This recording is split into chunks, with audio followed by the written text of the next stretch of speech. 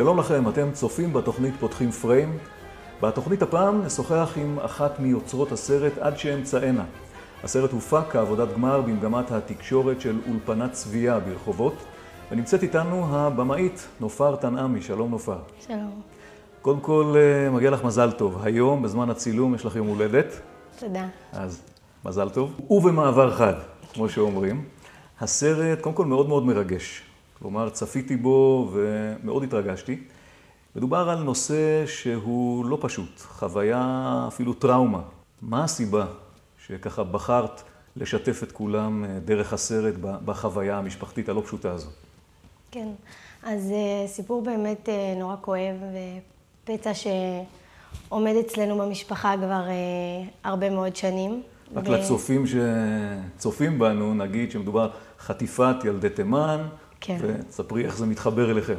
נחטפה לדוד שלי אחות, כשהם היו נורא קטנים, ולאמא שלי נחטף אח. זה בעצם סוג של טראומה כפולה. כן. ומה הסיבה שבחרת לשתף במסגרת הסרט בטראומה הזאת? זה פצע שכואב נורא למשפחה שלי ולי, והחלטתי לחשוף את זה באמת מול כולם, שכולם יצפו בזה, ואולי ככה הם יגלו את האמת ויעזרו לנו להגיע לפתרון סוף סוף. כלומר, יש פה, אם אפשר לומר, איזשהו יעד פרקטי, שאנשים שצופים בסרט באמת יהיו שותפים במאמץ. מעבר לזה אולי יש בתהליך היצירה, תגידי לי את, איזה מימד טיפה מקל על הכאב, טיפה מרפא, כשמספרים את זה לאחרים, יכול להיות גם זה? האמת זה לא מרפא, זה קצת יותר כואב גם, כואב. לדבר על זה, לחשוף את זה. זה לא היה פשוט. איך המשפחה קיבלה את ההחלטה ככה לחשוף את זה? היא שיתפה פעולה, היה לה קשה? איך הם קיבלו את זה? כמובן שלפני שעשינו את הסרט, הלכתי אליהם, פניתי אליהם, התייעצתי איתם, עם מה הם אומרים, לעשות את זה, לפתוח את הנושא. הם נורא שיתפו פעולה, תמכו, כן. כמובן שזה לא פשוט, אבל הם שיתפו פעולה. איך עשית תחקיר? היית בכלל צריכה לעשות תחקיר? את חיה ונושם את האירוע הזה. נכון, הייתי צריכה לעשות תחקיר יותר מעמיק. פניתי לעוד מומחים בנושא, לדוד שלי שספר את הנושא קצת יותר לעומק, לפרטים הקטנים, גם לאמא שלי, לסבתא שלי, לדודים, לכולם. מה זה מומחים? האקדמיה?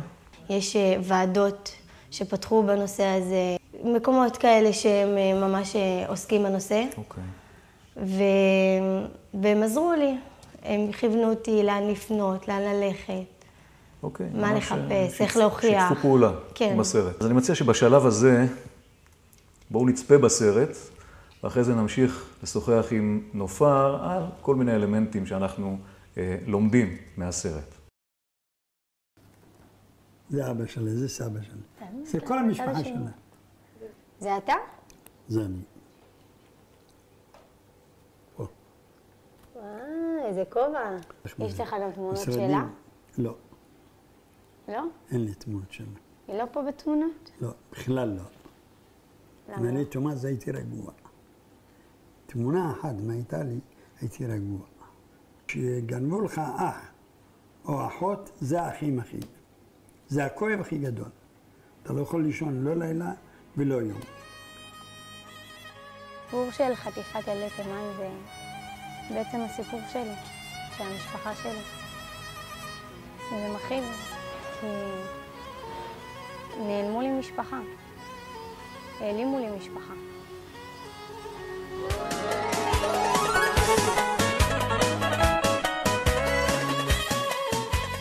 אז מה אתה עושה בפועל? מחפש במשרדים, כותב, משרד הפנים, כל מיני מקומות.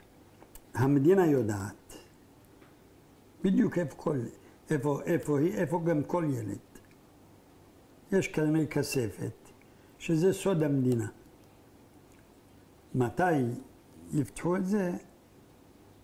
אבל באחד הימים בעוד 70 שנה. באחד הימים יגלו את זה. את יודעת, בסוף החלטתי לעשות את הסרט בתקשורת על הדוד, הדוד חריה.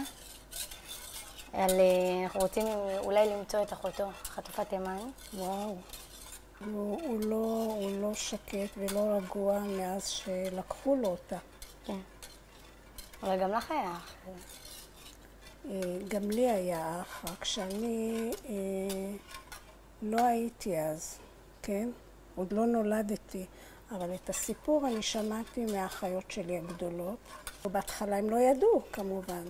מי יכול לחשוב ששמים ילד בבית חולים ולוקחים אותו אחר כך? אז כשאמרו שהוא מת, אז היא פשוט האמינה. זה לא כמו הימים של היום, הם היו אנשים קשי יום, לפרנסה, לבית, עם ילדים קטנים, לא היה זמן לחשוב. וכשאת העלית את זה, כאילו, דיברתי עם אבא שלך ואמרתי לו, מעניין ללכת לבדוק בבית קברות אם בכלל יש קבר, כן. היית רוצה למצוא אותו?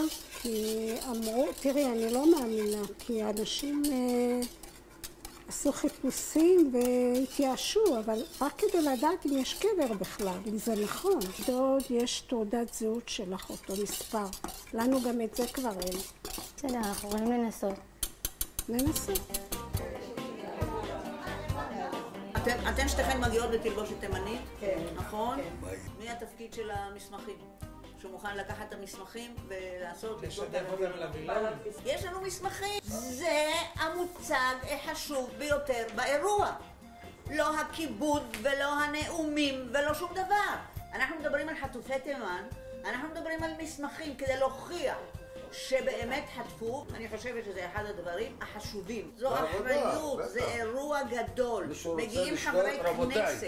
אנחנו צריכים לכבד את עצמנו בזה שהכל ידפוק. אדון הכל, מחיה כל נשמה, יפה וחסדה, לבת נודן חכמה. המטרה הראשונה היא קודם כל שיכירו בכך שנחטפו ילדים תימנים.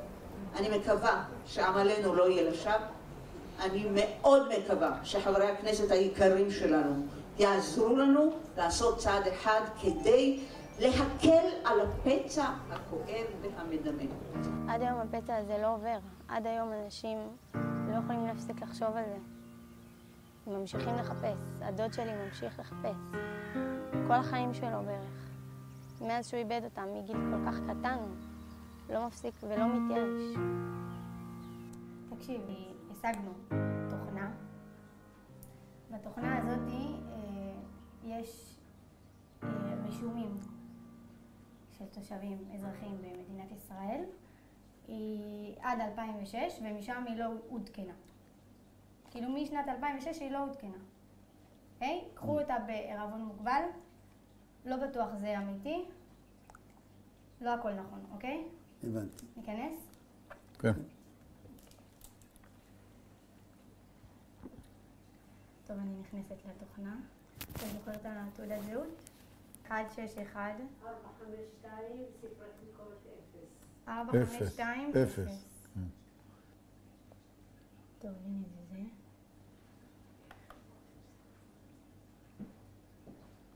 טוב, רשום פה. סעד, נכון? נכון. סעד תנמיה. שישי. היא בת 73 עכשיו אמורה להיות? אם היא הייתה אז בזמנו בת 6, יכול להיות. אוקיי, נקבה רווקה. הנה תאריך לידה, תאריך עלייה. כן. מה זה כאילו כתוב נפטרה, כתוב נפטרה.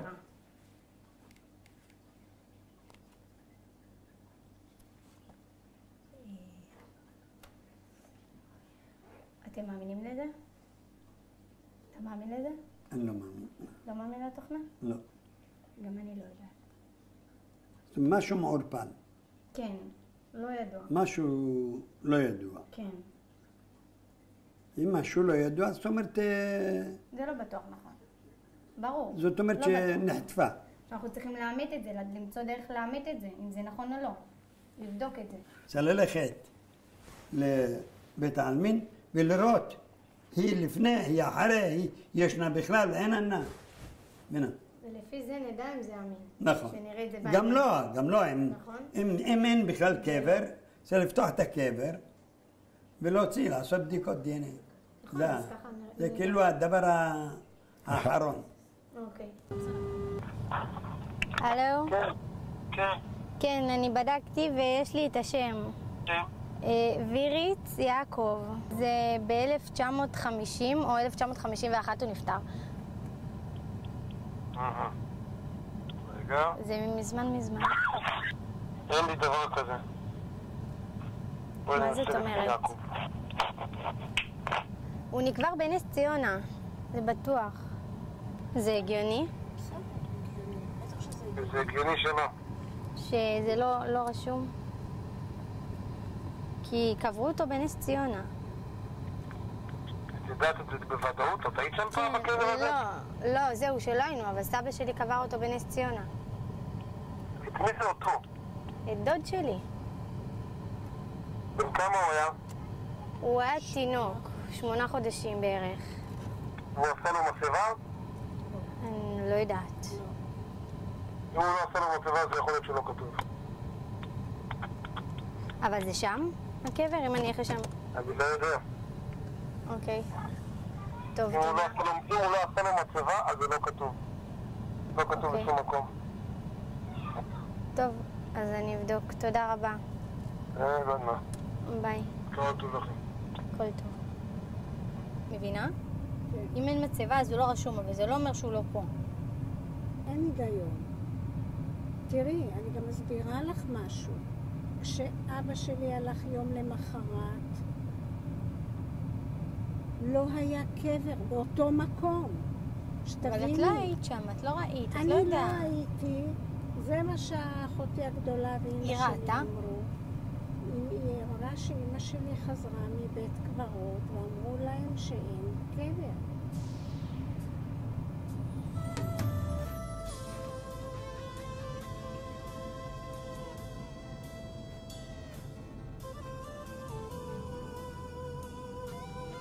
הדוד שלי אף פעם לא התייאש, מגיל קטן.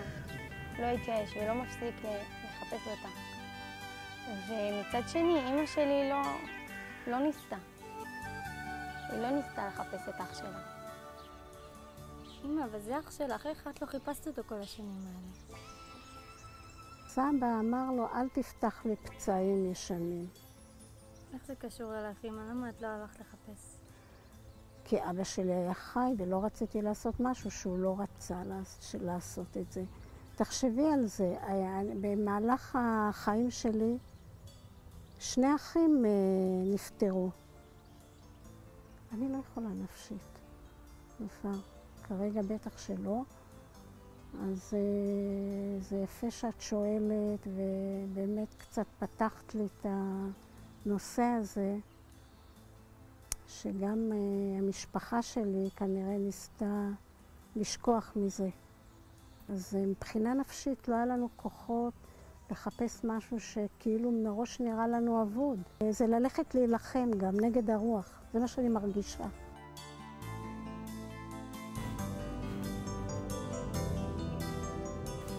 אני החלטתי ללכת לחפש את הדוד שלי, שנעלם לפני 50 שנה, בשביל אמא שלי. לעשות את מה שלה לא היה כוחות לעשות.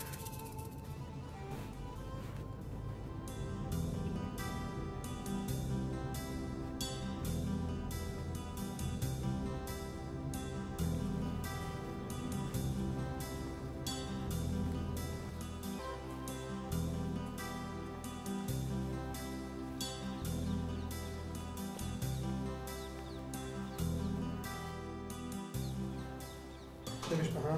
סעד. שם פרטי. כאן עמיה.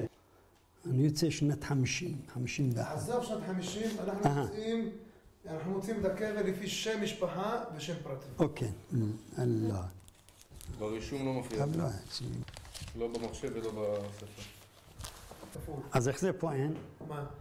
ברישום הזה? כי פה לפעמים מעפים, מקרעים.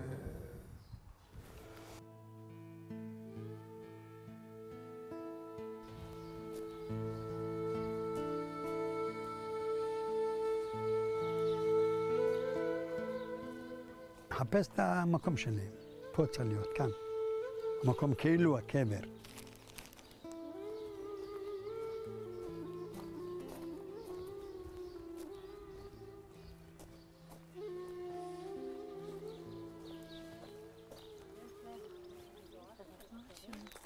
רגע, אני יוצא את הרשימה השנייה. זה רישום של חברה קדישא. שמה לב? כן, אבל איך אתה יודע שזה פה אמור להיות? אז הם אמרו לי, כאן, השערה פה. זהו. זה מה שאמר. כך הם טוענים את הרשום הזה. הם טוענים, אני לא. אני בטוח שאין פה שום קבר שלה. היא לא מתה ולא נקברה פה. עכשיו, שמת לב מה הם אומרים? הפיברוק, כאילו שהיא נפטרה וקברו אותה פה. איפה הקבר? אין. איפה? הוכחה כאילו שזה, הילד הזה רשום פה, ושמה, פה ריק. כאילו, הם מביאים כאילו עובדה. אבל אני רוצה לראות עובדה עם מצבה, אני רוצה לראות עובדה עם... אז שאלתי את הבחורצ'יק הזה, נו, האמת? הוא אומר, האמת צריך לחפור ולהוציא DNA. אני רוצה היום רק חקר האמת. והלוואי, ויבוא מאותם האנשים שלקחו אותה, ויגיד לו, שמע, אחותך נמצאת פה. אז אני רגע, היום, משנת 53, אני לא רגוע, יום ולילה. כי זה מה שהרכוש שלי, הנשמה שלי, הגוף שלי, פה, הבאתי אותה על הגב שלי, על הכתפיים מתימן לפה, למחנה חשת, מחנה גאולה. וכשהגענו לארץ, העלימו אותה. עכשיו אומרים, מה, היא נפטרה פה, נפטרה שם, לא דובים ולא יער. זהו, אין שום דבר.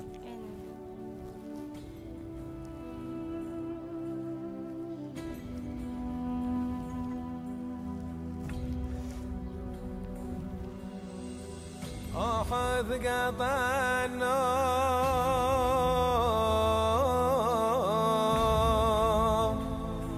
في اللذة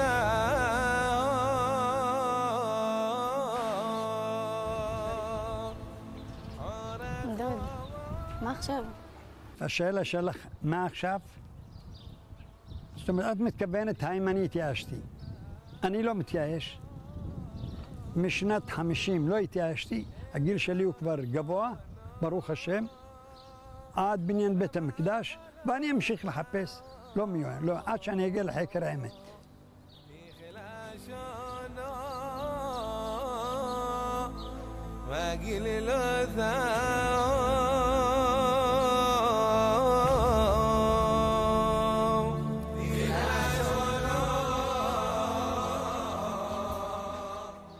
גם אם זה יהיה ארוך אנחנו נקבל את זה, וכמה זמן שזה ייקח זה ייקח.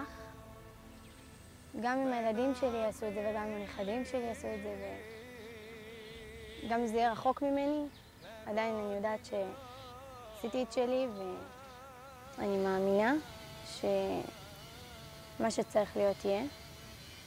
ואם הקדוש ברוך הוא רוצה שאני אמצא, אז בעזרת השם אני אמצא.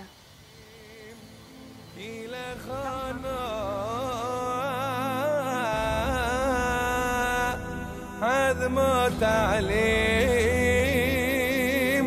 عين خوثرة زاريم خليم نحل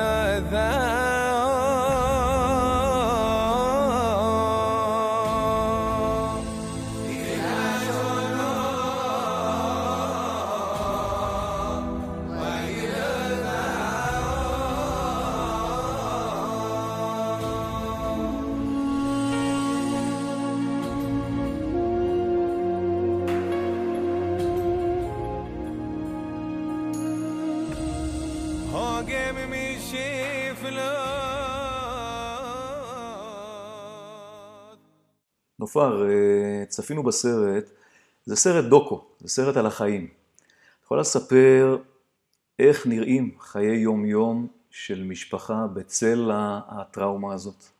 האמת שהם חיים נורא רגילים, כמו כל אחד ואחד מאיתנו. פשוט יש את ההרגשה הזאת של משהו חסר. זו הרגשה נורא לא פשוטה וכואבת, ואתה לא יכול ללכת לישון רגיל אם זה בלילה, אתה לא יכול להמשיך את החיים רגיל. זה משהו שאתה הולך עם זה כל יום. כלומר, אתה נראה רגיל. כן. כלפי חוץ, אם מישהו מסתכל עליך, אז הכל כביכול רגיל, הפעולות רגילות, אבל מאחורה יש מחשבות שאנשים מבחוץ לא רואים. נכון. במה זה מתבטא? את יכולה לתת לי דוגמה? שוב, אתה הולך בהרגשה שיש פה איפשהו אח בעולם שמסתובב לו, ואתה לא יודע איפה הוא, איך הוא נראה כרגע, וזה מטריד, זה נורא מטריד. איך בחורה צעירה כמוך מגיעה לעשות סרט על נושא כל כך עמוק, כל כך גדול, כל כך כואב? זה ממש לא פשוט. לנסות להזדהות עם הדוד או עם האמא, זה משהו שאתה לא יכול להבין את זה, אתה לא יכול לחוות את זה ממש כמו שהם חווים. הכרת בן אדם, לחטוף לך אח, זה לא פשוט בכלל, וכל הסרט ובכללי, מעבר לסרט, אני כל הזמן מנסה לחשוב איך הם מרגישים, איך הם חווים את זה. זה לא פשוט. כלומר, זה סוג של איזשהו דרייב אולי להשתתף במאמץ המשפחתי, נכון? נולדת לתוך זה, את רואה את כולם מסביב לזה, זה כמו להשתתף במין עסק משפחתי, אפשר לומר. כן ולא, כי הדוד שלי כן חיפש ועשה מלא מאמצים. אמא שלי לעומת זאת ראינו בסרט שהיא לא כל כך, היא הייתה נורא סקפטית לגבי הנושא הזה, היא לא חשבה שיש לזה פתרון. אני יותר נתתי את הכוח הזה של ללכת ולחפש, ועד היום אני נורא משתדלת ללכת, לנסות למצוא פתרונות, לדבר עם אנשים.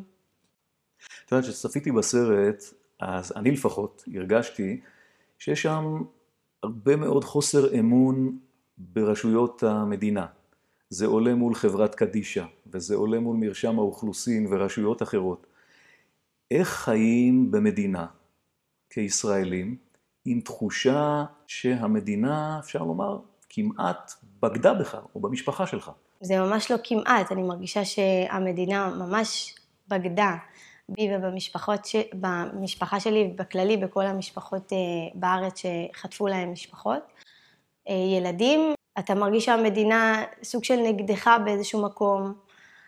אני באמת לא מצליחה עד היום להקל איך עושים דבר כזה, איך אפשר לחטוף ילדים מהאימהות שלהם, מהמשפחות שלהם. זה מעשה נפשע, זה מעשה מזעזע. איך זה משפיע אבל על חיי היום-יום בדיאלוג שיש לאזרח מול המדינה? שהוא צורך שירותים מהמדינה, כשאתם מגיעים נגיד לטקסים, בימי זיכרון, ביום עצמאות, שומעים כל מיני נאומים של פוליטיקאים, זה צף ועולה שם? ואם כן, אז איך? אני חושבת שאנחנו נורא מכבדים את המדינה, אני חושבת שאנחנו כן נותנים מקום לדברים אחרים, אם זה טקסים, אם זה כל דבר אחר, אבל כן יש את ההרגשה הזאת של אנחנו מכבדים אתכם, תכבדו גם אותנו, תראו אותנו, תעזרו לנו, לפחות תגידו את האמת, תודו שנחטפו פה ילדים, תחשפו לנו את הנושא, תעזרו לנו. יש איזה קונפליקט. כן, זה ממש קונפליקט. אפרופו קונפליקטים, אני לא יודע למה, כן. אבל המשכתי עד הקרדיטים בסוף. כתבתם שם תודה לבורא עולם שזיכה אותנו ונתן לנו כוח לעבור את החוויה הזו של הסרט וכו'. ולי עלתה שאלה אחרי קונפליקט כזה נגיד מול המדינה. אין קונפליקט גם מול בורא עולם? אין שאלות? איך השאלות האלה והקונפליקט הזה בא לידי ביטוי בעבודה בסרט? אני והמשפחה שלי נורא חזקים מבחינה אמונית ודתית. אני חושבת שזו שאלה נורא מעמיקה, שאי אפשר לענות עליה ככה בדקה. זה בטוח. כן, אבל כן, אני יכולה להגיד לך שאני חושבת שהקדוש ברוך הוא נמצא מעל הכל, אבל כן לאנשים יש את הבחירה החופשית, ואותם אנשים שעשו את המעשה וחטפו ילדים, הייתה להם בחירה חופשית, והם בחרו לעשות את זה. וזהו, זה הכל תחתם והכל... זאת באחריותם. כן, הכל באחריותם. אוקיי, ושאלה האחרונה שככה מסקרנת אותי ברמה הפרקטית. כן. יש, את יודעת, בחיים בלנס בין אמת ויציב. אנשים מחפשים כל הזמן את האמת, מחפשים את עצמם, מחפשים תשובות מצד אחד. מצד שני רוצים יציבות, רוצים שקט, רוצים סדר, רוצים רווחה אישית. יש לך איזושהי מסקנה עקרונית מה עדיף, להמשיך לחפש אחרי האמת, או לחילופין באיזשהו שלב להדחיק אולי, לשים בצד, ולתת לעצמנו ולמשפחה לחיות את החיים הרגילים, בלי הצל הזה שמלווה אותנו כל הזמן. אני חושבת שברגע שאותם אנשים חטפו את הילדים, זה גרם לחוסר יציבות, אבל אי אפשר להתעלם מזה, אי אפשר לישון בלילה רגיל, אי אפשר להמשיך יום-יום בלי לחשוב על זה.